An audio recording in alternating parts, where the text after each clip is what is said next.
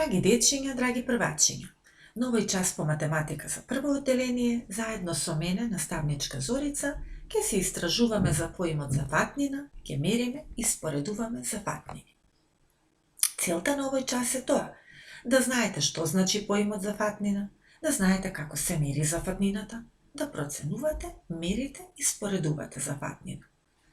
Од вас очекувам дека по завршување на овој час, успешно и самостојно, ќе може да ја сработите домашната задача и со тоа сами да заклучите колку сте внимавале и разбрале од овој час. А сега, на што ве подсетува зборот за фатнина? Што прво помислувате кога ќе го слушнете овој збор за фатнина? Размислете. Јас, на пример, на големина, на мерење, на претурање, на зафаќање, самиот збор за фатнина, на простор. Ајде сега замислете си еден предмет од просторијата во која се наоѓате сега во моментов. Истото ќе го направам и јас. Јас замислив плакар. И можам да кажам дека плакарот зафаќа голем простор од мојата соба. Значи, плакарот мој има голема зафатнина. А сега замислете си уште еден предмет, но тој нека биде нешто од вашата училишна чанта, од вашиот ранец. Истото ќе го направам и јас. Овој пат го замислив мојот телефон. Но не можам истото да го кажам и за телефонот како што го кажав за плакарот. Па затоа велам дека мојот телефон не ми зафаќа многу простор во мојата чанта, односно телефонот има мала зафатнина. И сега мислам дека ви стана појасен зборот за фатнина. Големина, претурање, зафаќање, простор, мерење, зафатнина. Денес ќе ја истражуваме зафатнината на садовите. Оние кои можеме да ги полниме со нешто, да претураме нешто од еден во друг сад, да ги празниме. Ајде едно прашање за размислување. Што мислите? Дали за да ја одредиме зафатнината на еден сад, важна е големината на садот, бојата на садот, формата или па материјалот од кој е изработен садот? Еве на оваа слика имате садови со различна боја, форма, големина, материјал. Одговорот на ова прашање се крие на следната слика, на која има 12 шишиња, односно садови наполнети со вода. Како најлесно ќе одредиме кое шише има најголема зафатнина, односно кое шише собира најмногу вода? Што мислите вие? Кој е тоа шише од овие 12? Разгледајте ја убаво сликата и одлучете. Кога одлучував јас, одев вака. Бојата. Сите имаат иста боја, но бојата не ми беше важна за да одлучам кое шише има најголема зафатнина. Материјалот. Сите се изработени од пластика и тоа не ми беше важно за да ја одредам зафатнината. Форма. Сите имаат различна форма. Тоа е многу важно. Проширени, сплеснати, вдлабнати, испакнати, крушковидни, јајцевидни, секаква форма. Тоа беше многу важно. И големината. Сите се различни по големина. И тоа ми беше важно за да одредам, според мене, дека ова шише има најголема зафатнина. Зошто се одлучив баш за овој сад?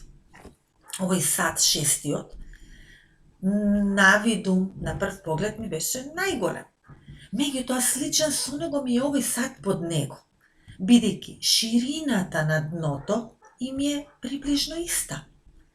Но кога ја погледнав висината на овој сад, одлучив дека тој е поголем, со поголема зафатнина, бидејќи е повисок од овој, па дури овој тука кирачката има дупка, што значи дека ова шише собира повеќе од ова.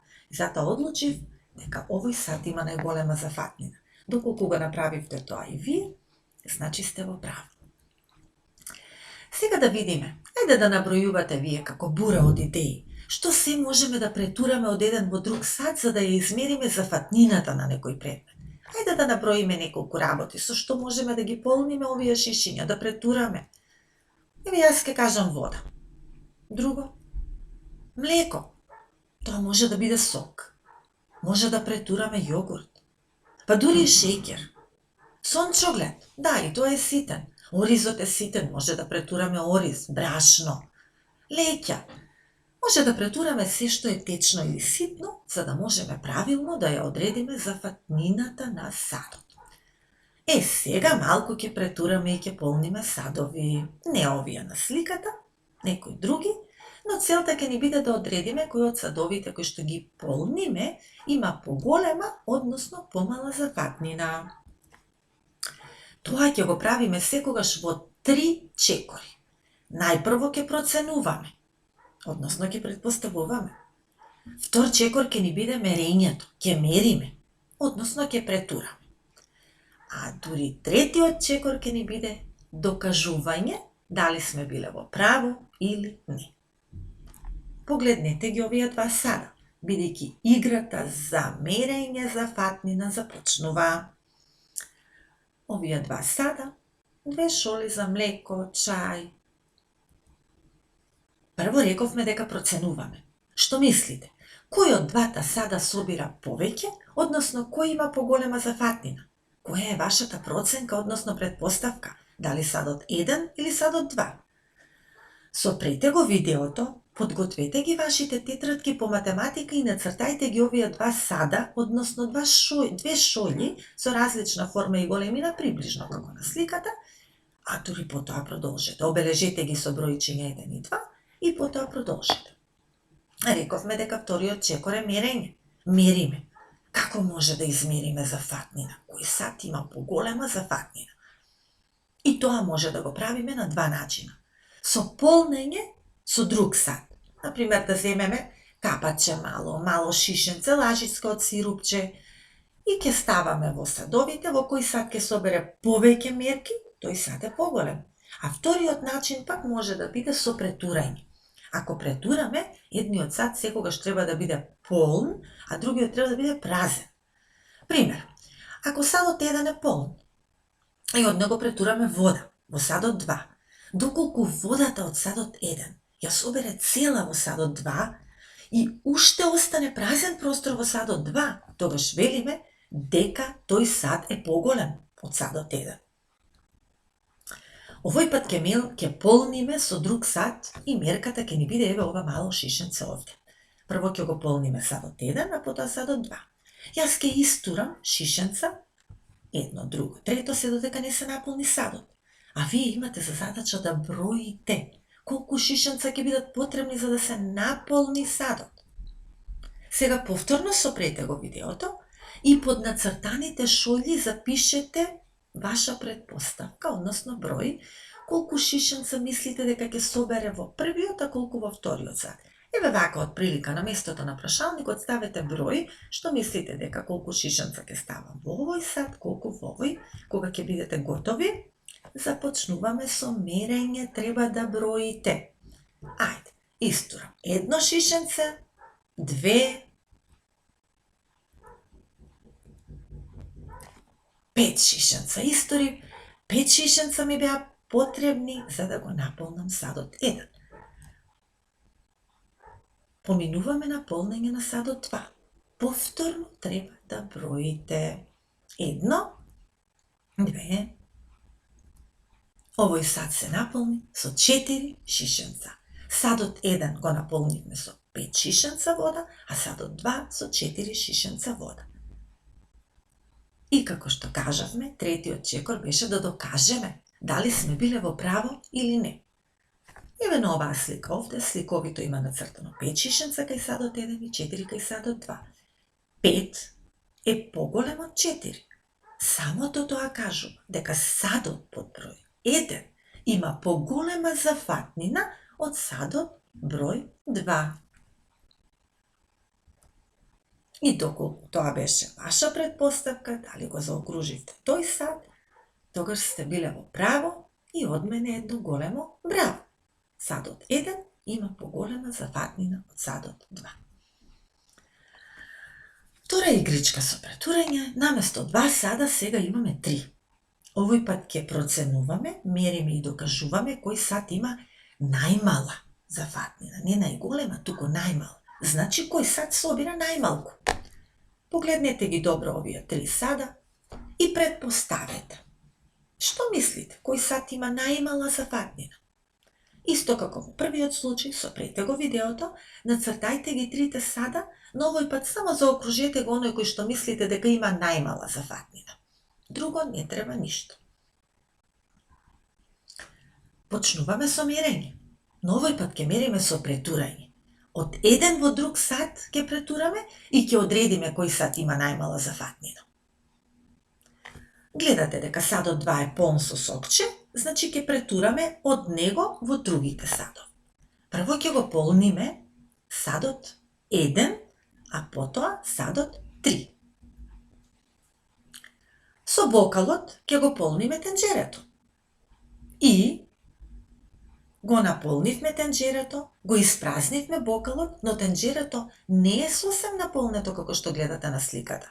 Тенџерето собира повеќе од бокалот, значи тенџерето има поголема зафатнина, односно бокалот има помала зафатнина од тенџерето. Садот 2 има помала зафатнина од садот 1. Го враќаме сокчето во бокалот каде што си беше и со бокалот, односно садот 2, ќе го полниме чајникот сад 3. Почнуваме со мерење со претурање. Го наполнивме чајникот, но во бокалот ни остана уште малку сокче.